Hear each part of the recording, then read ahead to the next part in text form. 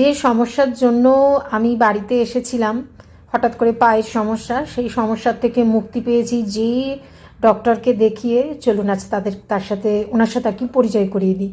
এটা ওনার বাড়ি, উনি ওপরে থাকেন, আর এই নিচে হচ্ছে ওনার চেম্বার। এই যে দেখুন কত পেশেন্ট অপেক্ষা করছে।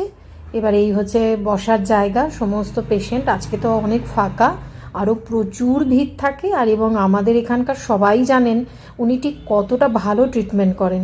দু একজনের হয়তো ওষুধে কাজ হয় না, কিন্তু আমার তো ভীষণ ভালো আর কি কাজ দেয়। উনি হোমিওপ্যাথি চিকিৎসা করেন প্রচুর, মানে আমি কত যে উপকার পেয়েছি ওনার কাছ থেকে বলে বোঝাতে পারবো না।